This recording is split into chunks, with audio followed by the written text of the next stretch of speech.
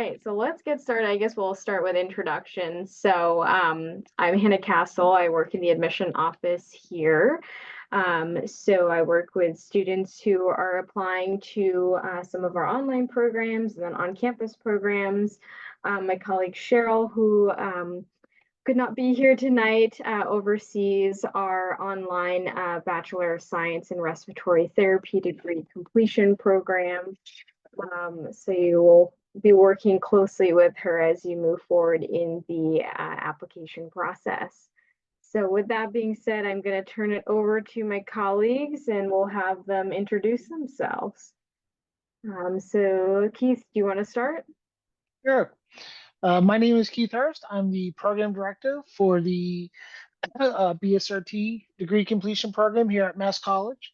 Um, I've been here for a little over just about a year or so, but I've been involved with the program really since its inception as part of the advisory board. So I've really helped develop it from the ground and grassroots on up. And good afternoon. My name is Frances Keach, and I am the Dean of the School of Medical Imaging and Therapeutics. And we started this program approximately 2 years ago. I have been at the university for about 24 years, coming towards my 25th year. I started as the program director for the nuclear medicine program. We have since expanded beyond our imaging programs and into respiratory therapy. So welcome everybody, and thank you. All right, awesome. Well, thanks for that introduction. And we are pleased to be here today to present our university's offerings through the School of Medical Imaging and Therapeutics. So during this webinar, we will discuss information about our university, the online experience, our Bachelor of Science in Respiratory Therapy program, the curriculum, how to apply, and then we'll end with a Q&A to cover any additional questions that anyone may have. But if you do have questions while we're going through this, you can leave them in the Q&A box and we'll make sure to address those at the end of the presentation. And it is going to be recorded today. So if you miss anything or need to log out, we will be sure to send out a recording after today's information session. All right, so let's get started.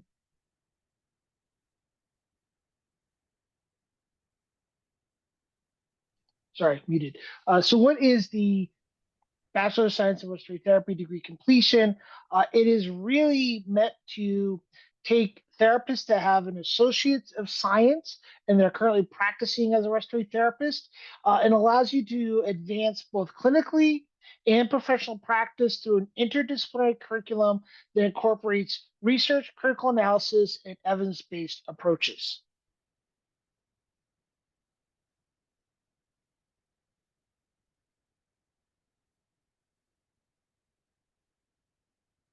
So why do you want to get your BSRT?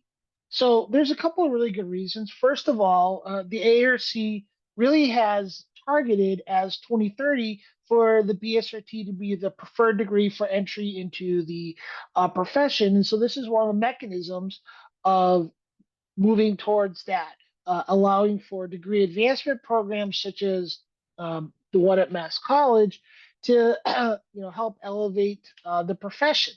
As you know, clinical work has become more technically complex.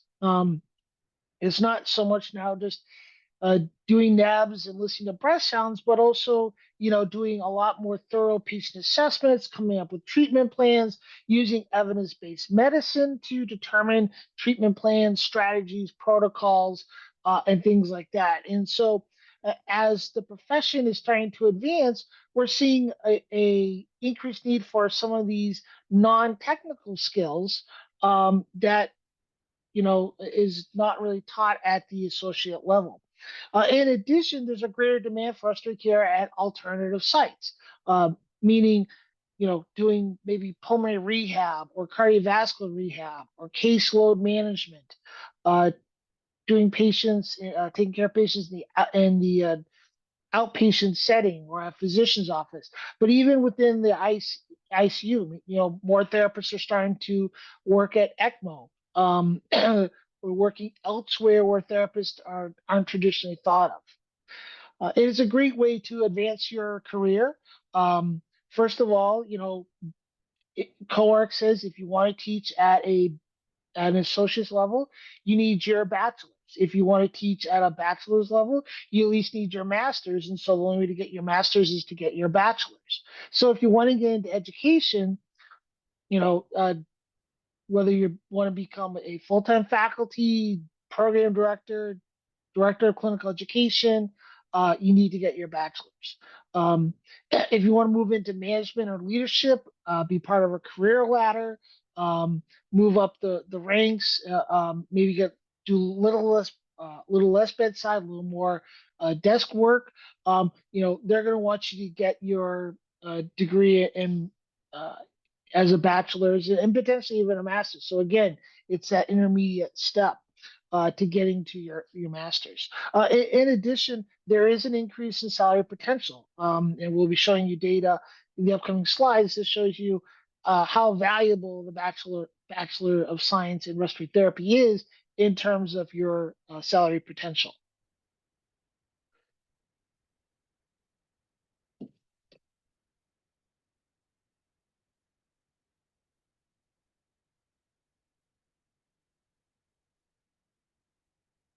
And I think you're up.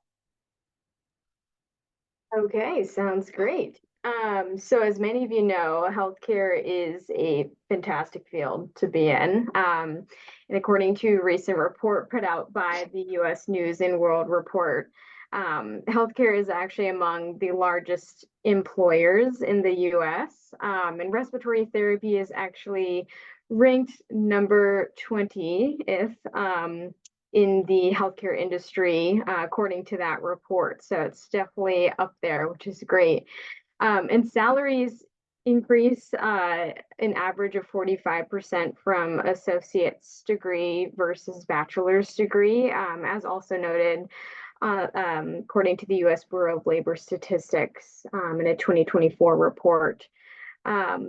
It's also a great field for financial stability. The median annual wage is approximately 84,000, depending on where you work. And MCPHS also ranks third best institution for economic value in the U.S. for students, meaning that our return on investment is very strong. So, we realize that returning to school is going to be an investment of both your time, but also money. But based off of the current job outlook and quality of education that we do provide here at MCPHS, we do believe it's going to be a good investment of your resources. So good for you for taking that step and obtaining your bachelor's degree. It's definitely going to go far in the long run.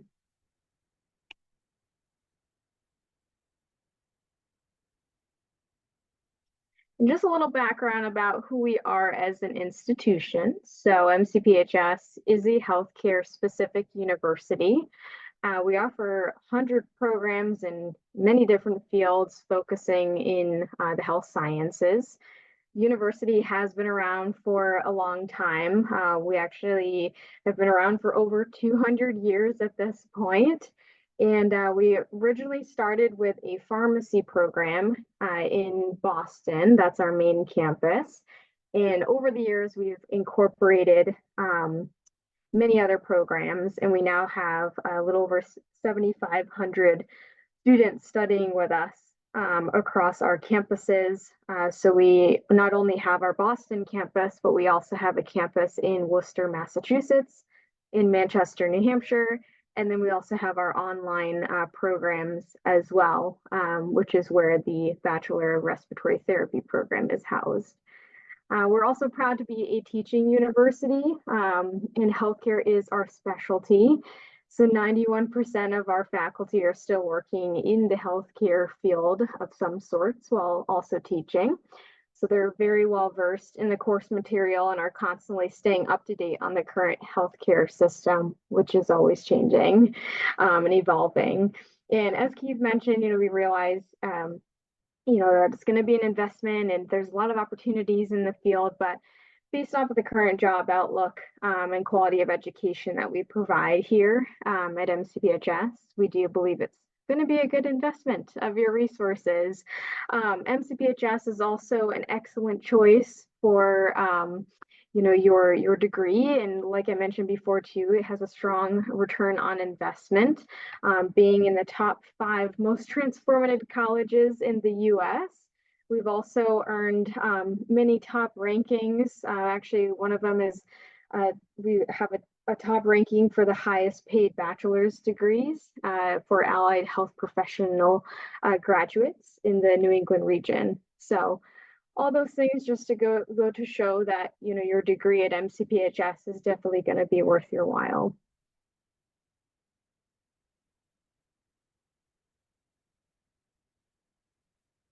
All right, and just a little background about our online education at MCPHS. So we introduced our online programs back in 2011.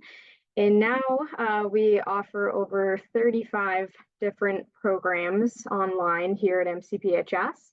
We have roughly around 500 students studying with us nationwide across all of our online programs. And our programs that are offered online are flexible, giving you the freedom to continue working and living your busy life while also going to school. And although the programs may be online, our students still have access to the same resources that our on-campus students would have access to. So you'd have access to faculty advisors and tutoring, and our Center for Academic Success and Enrichment department. We also have career services. We have an online library, counseling services, and we also have networking opportunities, which I highly recommend to tap into those because we have over 32,000 alumni here at MCPHS. So you still have all of those same resources and services that an on-campus student would, even though you're studying with us online. So with that being said, I'm going to turn it over to Keith to share a little bit more and highlight some facts about our respiratory therapy program. So take it away. Thank you, Hannah. So, like I mentioned earlier, the American Association for Respiratory ARC has identified the Bachelor of Science in Respiratory Therapy as the preferred degree for the profession. And in order to help you achieve that, this program is set up to be done part-time. You could absolutely try to do this full-time. If you have no other commitments, you could actually do this completely full-time, but it is set up for the working therapist and allows you to do it part-time. So you could take as little as 1 course per semester, or up to 3 or 4 courses a semester. Obviously, if you only take 1 course a semester, it's going to stretch out. If you average 2 courses a semester, you'll get it done in approximately 2 years. In terms of start date, we start every semester. So we take a new group of students every fall, spring, and summer. So right now you would be targeting for a fall 2024 start. It is a total of 36 credits. We'll talk a little bit later on about how that is broken down. So about 36 credits total for you to complete the program. And we accept up to 60 students per year. That's what COARC is capped us at. Now, Keith, I do have a question for you. We get asked this a lot. Can a student do more than 4 courses per semester if possible?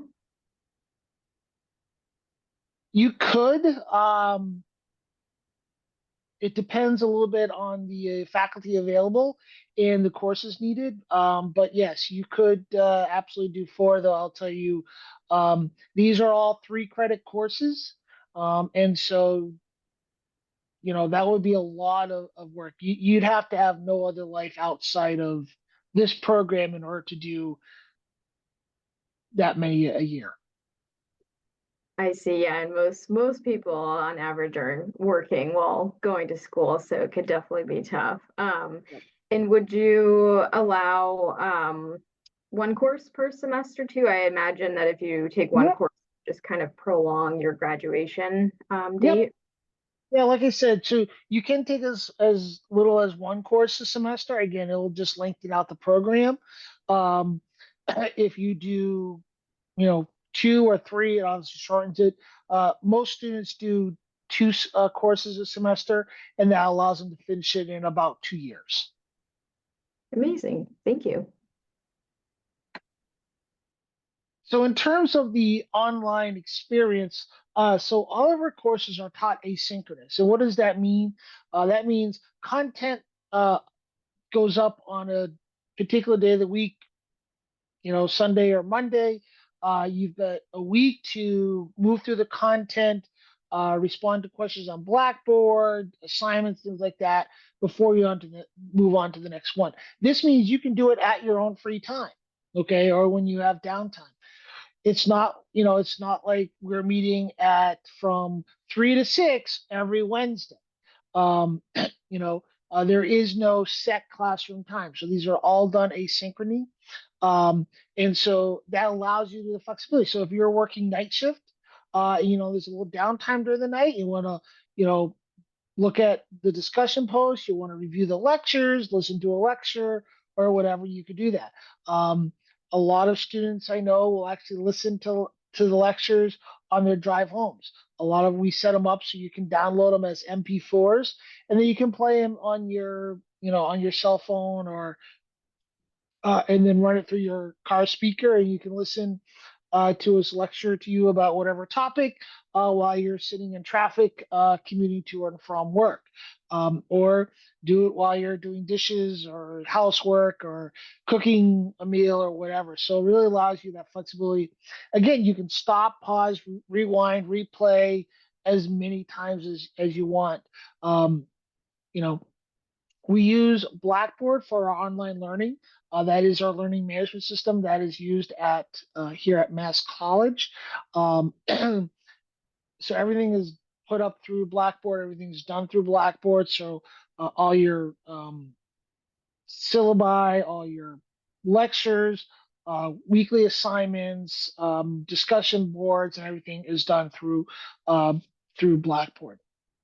Typically, you're going to expect to spend about 3 hours per credit hour for each week on coursework. Okay, so that means a typical 3 credit course, you're going to spend about 9 hours a week just on that course.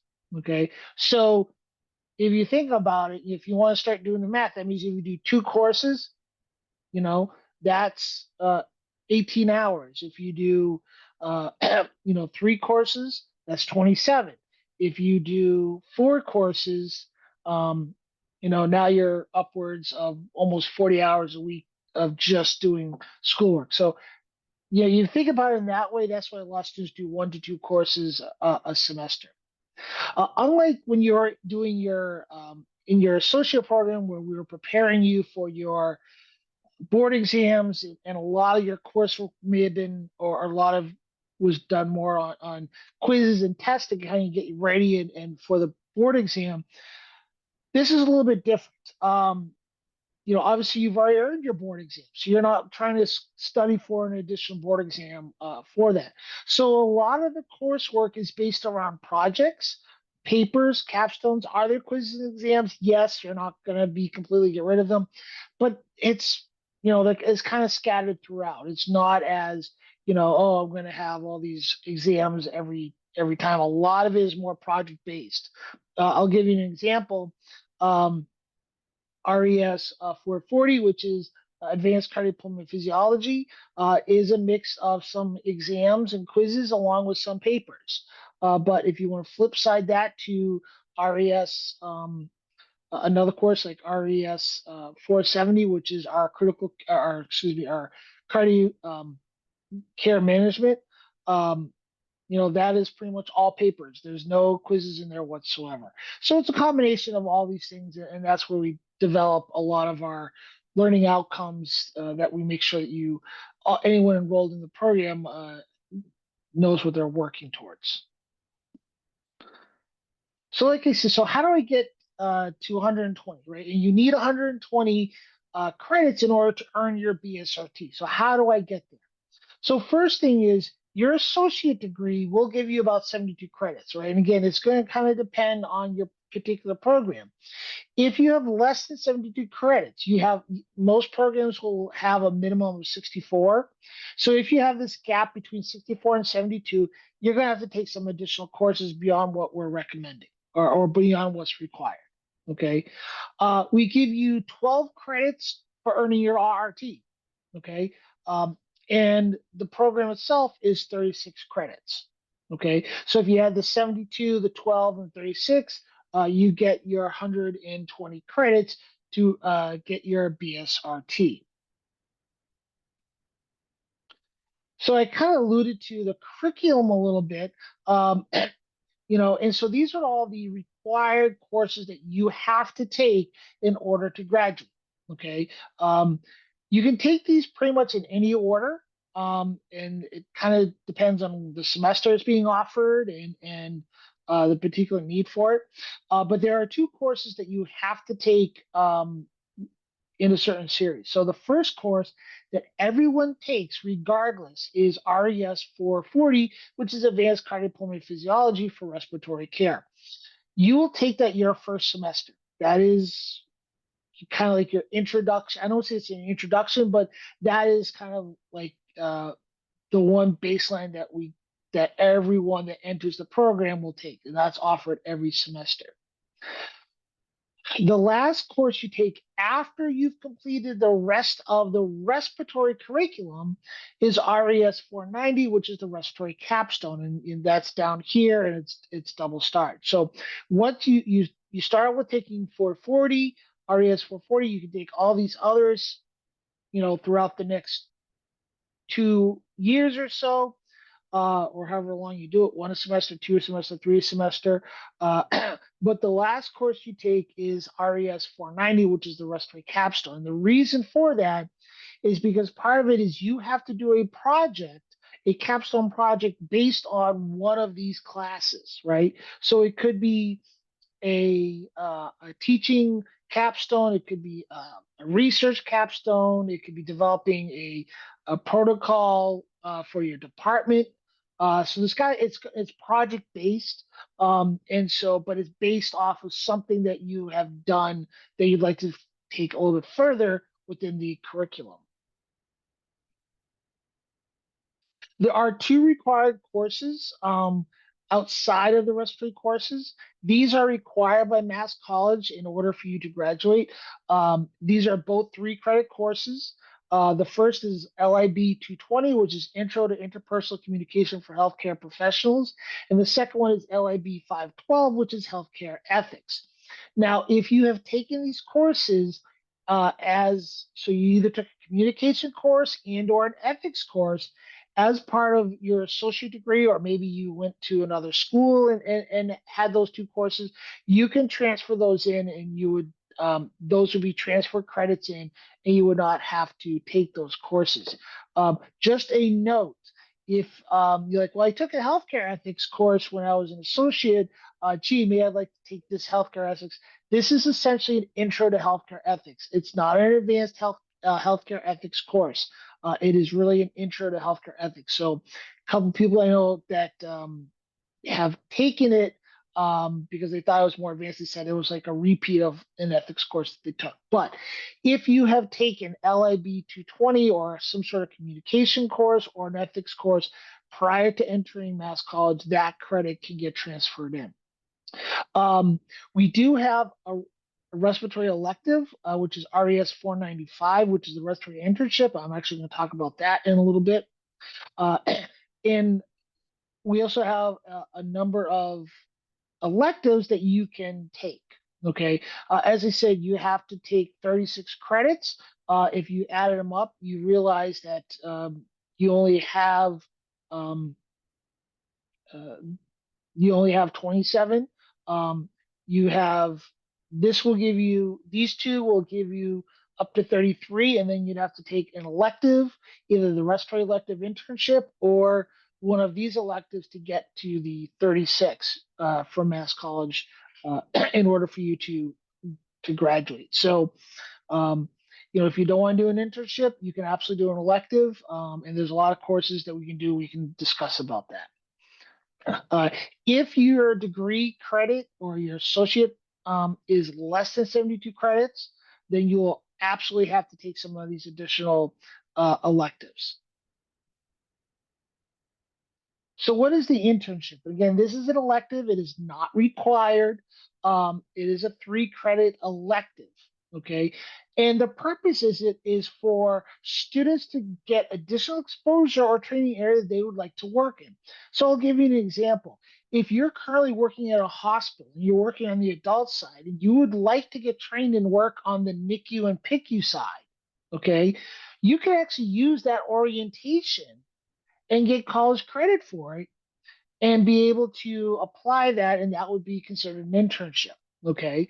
Um, let's say you're in a hospital that has ECMO, whether it's adult or neopeds, and you would like to get trained for that. Okay, or you're going to get trained for that. Again, you can kind of double dip on that. Okay. Other opportunities you could do, maybe you'd like to get some more exposure into leadership and management. Again, we can kind of work with your particular healthcare institution, your director or manager, and maybe we can come up with a leadership type of um, goals that you would complete, that you would do within a 12-week period, or 14-week period, or in the semester. You can do that. If you were looking to maybe get into education, say, gee, I'd like to be an educator and work in, the local school. Well, we can pair you up with that school, and maybe you first semester co-teach one of the courses, and you would be responsible for coming up with objectives, coming up with the lectures, how you're going to assess them, all that other stuff can get put in. The one thing I will note is the total hours have to equate at least 45 hours over the course of the semester. Okay. And you think that's a lot. Okay. But really it's not. And I'll give you an example. So let's say you want to get trained for ECMO. Okay. You get trained for ECMO, you're going to have at least 1 week of training. Okay. Essentially. Okay. Well, that's about 36 hours right there. Then you've got all the bedside time that you need to accumulate in order for you to, be able to start doing things on your own. Okay. And depending on your institution, now when I did, it was 120 hours. It was 10, 12-hour shifts, right? So you think right there, you're going to exceed 45 hours, okay, in a heartbeat. If you were to get trained in the NICU and PICU, okay, if you're working 32 or 36 hours, right? 2 weeks of training, you're going to easily exceed that 45 hours, right? So the 45 hours may sound like, oh my God, that's a lot, but really it's not. The thing with the internship is we have to have some sort of tangible results at the completion of the internship. So for example, if you did your NICU PICU training, maybe you also, in addition to that, get your NPS credential, or you get a certificate that says you've completed it. If you did your ECMO training orientation, you have a certificate that says you've completed your ECMO training. If it's a leadership, management, or education, some sort of project would have to be there, just so we can have some sort of documentation that you actually did this. If you are interested in doing this, and again, if you get into the program, we can talk about this more, but you need to give me about 1 to 2 semesters. Don't, tell me, like 3 weeks before, hey, I want to do an internship.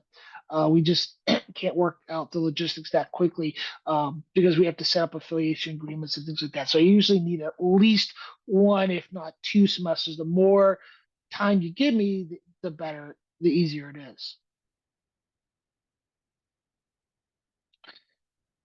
All right, So this one is Francis? actually mine. Thank you very much. Once you finish, so most of you and all of you will be sort of licensed and certified respiratory therapists. The outcomes for our program, based on our curriculum that we've put together, is to demonstrate an understanding of education theories, curriculum development, assessment strategies, and instructional design in healthcare environment, to demonstrate an understanding of leadership and management strategies used in the healthcare environment. Our third outcome is to utilize professionalism and communication skills to promote advancement of the profession. And our fourth outcome is to analyze research on an advanced level for evidence-based practice and theory.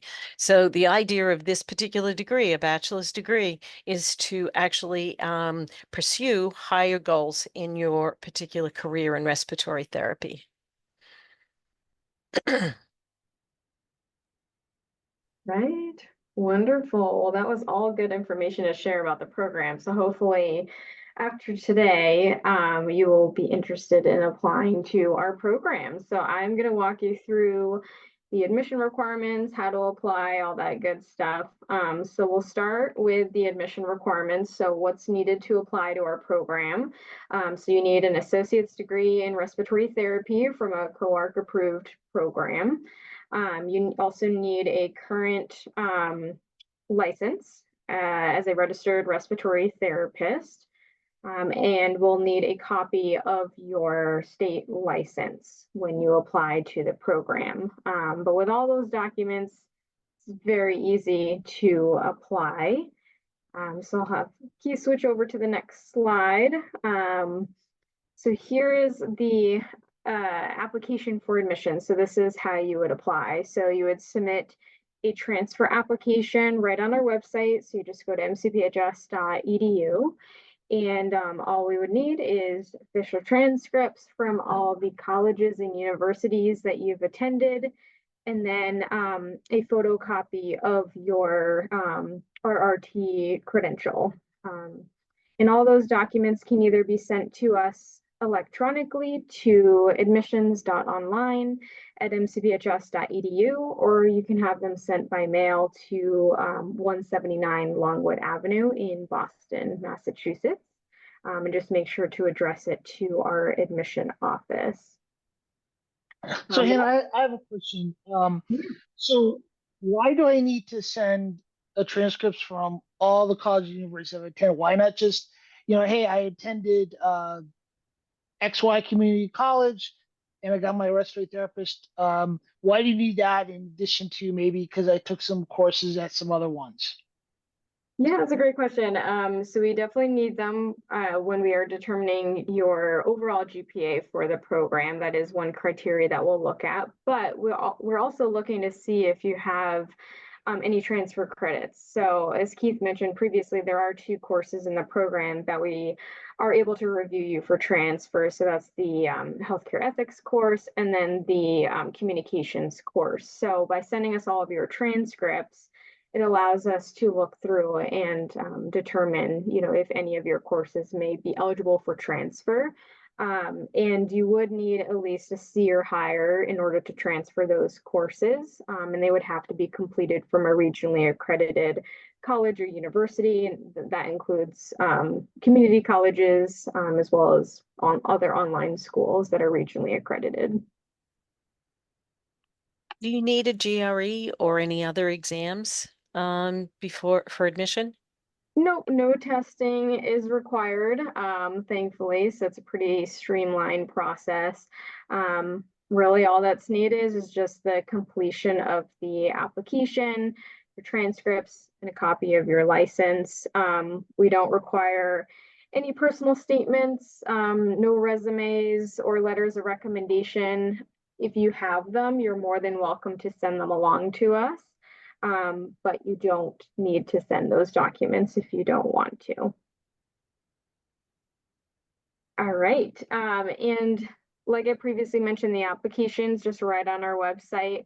It is free to apply, so it doesn't cost anything.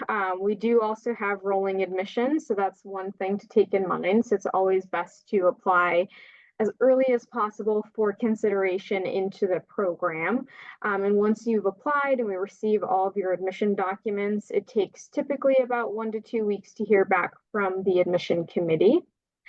We do have deadlines that we recommend to apply by, depending on the start date you're looking to get started in. So if you're looking to get started this fall, you should apply by August 1st at the latest, and that start date would begin September 3rd. If you're looking to get started in the spring, which would begin January 13th, the deadline you should aim for is December 1st for your application. And then if you're looking to get started in the summer, which would begin in May, the deadline to apply would be April 1st. But again, we have rolling admissions, so we review on a rolling basis throughout the year. So just my biggest piece of advice is to apply as early as possible because our class does fill on that rolling basis as well. And here's a quick snapshot of our current tuition rate. So tuition is currently listed on our website at $885 per credit hour, not including fees. The fees for our online students, there's not too many, to be honest. We have a enrollment deposit fee, which is currently $500, and that is something that you would submit if you're accepted to our program, and that payment also goes towards covering the technology fee, which is $550. So again, your enrollment deposit would go towards covering that technology fee. And besides that, the only additional fees that you can expect in the program are a graduation fee at the end of the program, which is currently $360, and then any books that you might need for the program. It is important to note, though, that tuition does vary depending on the year. So it's always best to refer to our website for the most up-to-date tuition and fee information. We do also allow students to apply for financial aid through the FAFSA to see what funding you can get through there. And our school code is 002165. Some alternative ways that we've had students fund the program before include using private loans, tuition reimbursement through their workplace. You could also look to seek outside scholarships. There's some great websites, careeronestop.org, scholarships.com, and there's a couple other ones. So I highly recommend to search for some outside scholarships to aid in your education. We also have payment plan options, or you could use a combination of all these things to pay for your education. Funding is definitely an important piece to take into consideration when looking for a program. But don't let it scare you. Remember, this is an investment into your future self and also future career. So, as we previously mentioned, MCPHS was ranked number 3rd for return on investment, which just goes to show that our students are doing well for themselves post-graduation. So we have actually one of the lowest default rates in the nation, which is definitely encouraging. So as you navigate the process, and if you have any questions, don't hesitate to reach out. We do have a student financial services department, which is just a phone call or email away, or you're welcome to schedule an appointment with them to go through your different options. So feel free to reach out. Our student financial services contact is Kristen DeRochers. You can find her email here up on the screen and also online as well. So feel free to reach out if you have any questions along the way, and we're happy to help you. All right, with that being said, we have come to the end of our presentation. So this is usually the time where we will ask or answer any questions or concerns that you may have. So feel free to ask away. One question I do have, as I was thinking about it for Keith, is do you know of any scholarships that students in the program may be eligible for? I've heard from some programs that sometimes like scholarships through different organizations may pop up. Are there any that you may be aware of that may help aid in someone's education? Actually, it's a great question, and I was going to make a comment on that. Yeah, there are several that you can apply for. First of all, the NBRC, National Board of Respiratory Care, along with the American Respiratory Care Foundation, has several programs for students that are enrolled in a degree advancement program or looking to advance their degree. The American College of Respiratory Therapy Education, they also have scholarships available.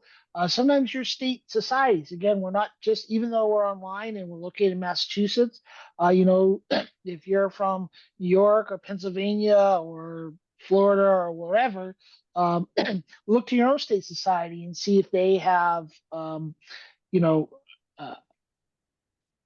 uh, scholarships for those who are enrolled in a degree advancement program.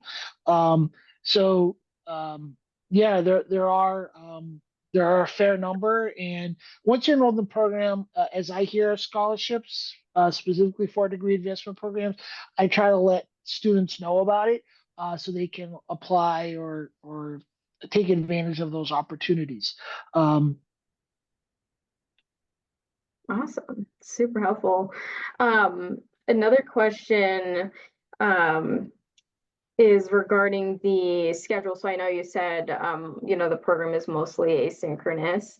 Is there any weekly seminars at all that students would be able to attend in order to kind of get closer access to their peers and their faculty at all in the program? yeah, great question. So, because it is online and it is asynchronous, so we don't exactly have true office hours. And the way most of the faculty operate is if you need to meet with them, you just send them an email or even a text to say, "Hey, I'd like to meet with you. Want to go over. I want to see what I'm misunderstanding this concept and how you can straighten me out, or, I'm confused about this assignment. Can you give me some help or whatever?" Usually it's as simple as reach out, things like that. The other thing that we've started to do, and I do once a month, is I invite all students to an open program. It's usually offered twice, um, one day a month, but I offer two different sessions. And it's just an hour, and it's a great way to meet with the other students, and talk about, hey, what's going on, concerns, questions, comments, wisecracks, you know, just general chit chat, whatever.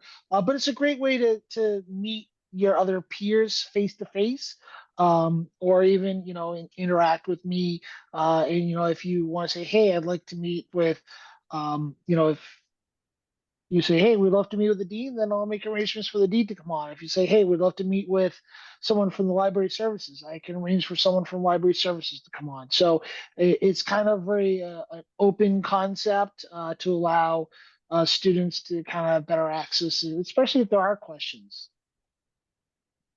It's good to connect as well. Mm. Forming the community on an online program is not easy, but it is doable. And we try to make sure that we do connect with the students as much as possible and answer any questions that they may have about, sort of future endeavors and their own future. The outcomes for the program, are sort of set, but we'd like to also always improve the program and do better. So any input is really welcomed, as well as trying to form that community that's so important for students. Wonderful. And I know at MCPHS too, interprofessional education is a huge thing. How does the program kind of incorporate that into the curriculum? Yeah, great question. So, I mean, obviously, there are two courses: the communication course and the ethics course. Those are taught by um, other faculty not with the respiratory program. So that's one way of doing interprofessional communication and education. But I think the other way we kind of incorporate it, is in terms of the discussion boards that you do. We do some of the courses do have group projects. I know some people groan when they hear about group projects, but there are group projects which, again, you have to kind of collaborate with to kind of come up and come up with whatever the assignment is. So there are a couple of ways that we look at interprofessional. And then the other thing, is there's always IP opportunities available, even if you're remote and online, that we offer the students as well. We say, hey, they're doing this IP, um, you know, seminar. Usually it's a couple of hours. If you're interested, you can join in. If not, because we understand the work commitment, that's not always possible. But we try to maximize as much best as we can. Wonderful. Well, all good questions. Yeah, if anyone has any other questions, you can certainly feel free to reach out to us. We're more than happy to assist. But I think that wraps up today's presentation. We are going to leave our contact information here up on the screen. So feel free to take that down and reach out to us if you think of any questions. We're more than happy to help, and hopefully we'll see an application from you soon. We are still accepting for this fall, so if you are interested in applying and getting started, we'd love to have you join our program in September. But thanks again for taking some time. We appreciate it. And thank you to our lovely members as well. Dr. Keach and Keith, thank you so much for joining and sharing all the wonderful information about our program. I hope you enjoy the rest of your evening. And again, this will be recorded if you need to refer back to it at any point. All right, take care, everyone. Have a good night. Thank you very much. Thank you. Okay. Well, we've got a good recording. Oh, there she goes.